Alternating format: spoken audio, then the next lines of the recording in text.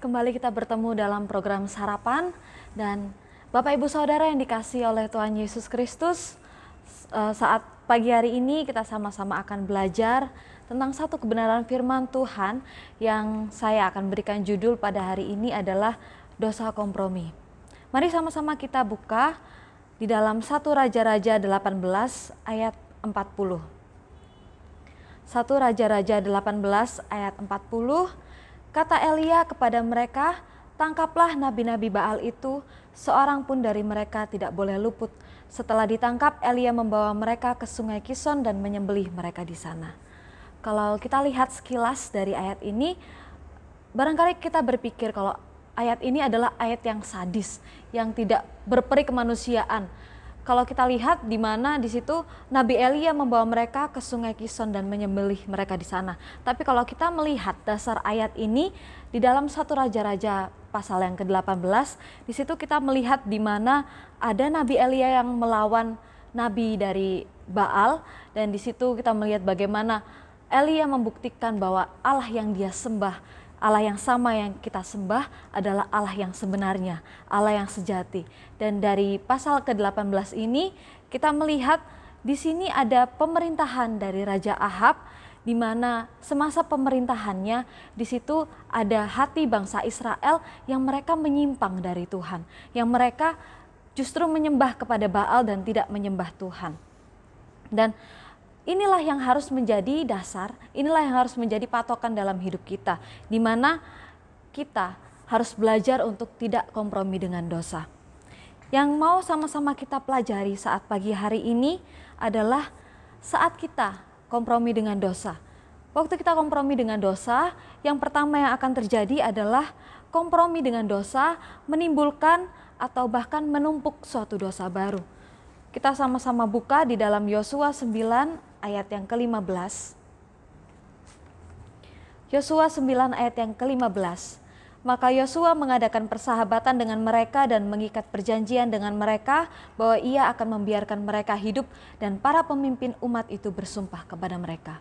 Kalau kita lihat di dalam pasal ini, di sini bangsa Israel telah diberikan perintah oleh Tuhan melalui Yosua sebagai pemimpin mereka, saat mereka menginginkan, saat mereka dijanjikan oleh Tuhan suatu tanah perjanjian, yaitu tanah Kanaan. Tuhan memerintahkan mereka untuk membinasakan seluruh musuh mereka, yang berarti satu pun tidak ada yang dapat terluputkan.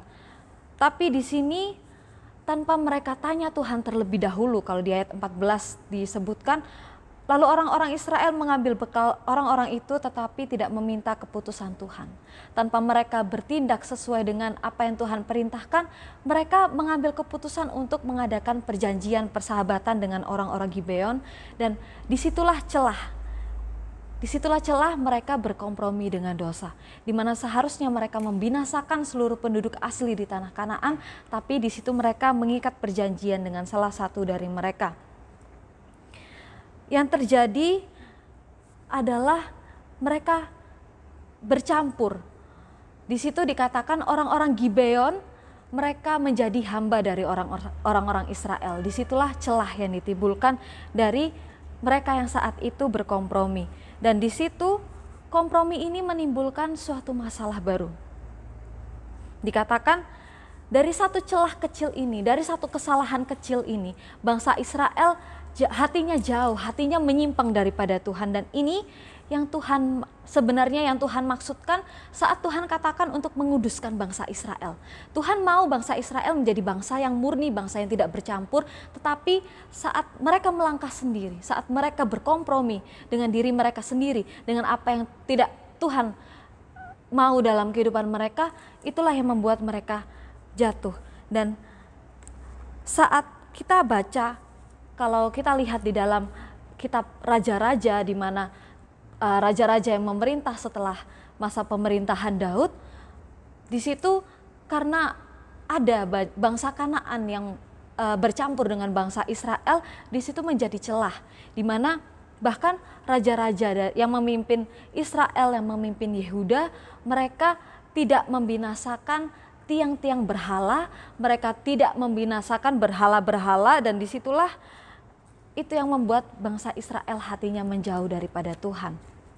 Di sini mereka berkompromi, mereka mengambil jalan tengah, mereka memasukkan diri mereka ke dalam suatu hal yang seharusnya Tuhan tidak mau mereka untuk ada di situ. Itulah yang membuat mereka menumpuk suatu dosa baru. Dan yang kedua, yang mau kita pelajari saat kita berkompromi dengan dosa, kita mulai memaklumkan dosa. Dan ini adalah suatu hal yang tidak disukai oleh Tuhan. Ini yang berarti kita mulai melawan perintah Tuhan.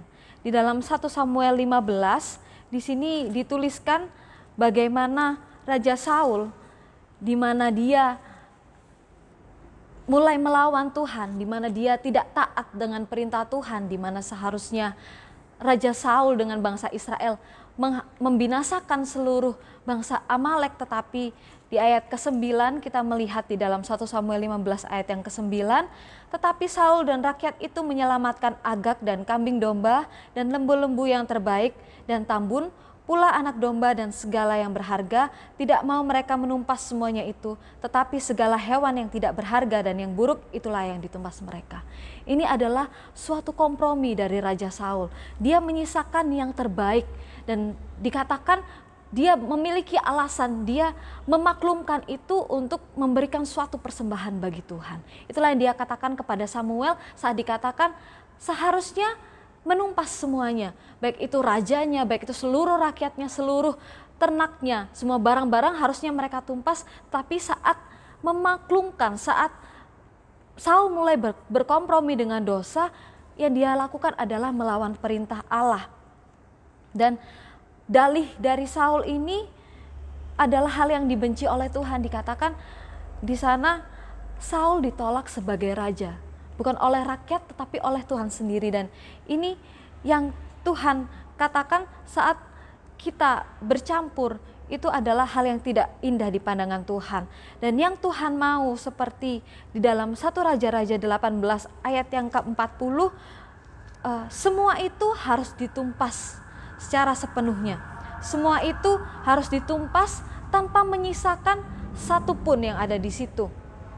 Seorang pun dari mereka tidak boleh luput, dikatakan di dalam 1 Raja-Raja 18 ayat yang ke-40.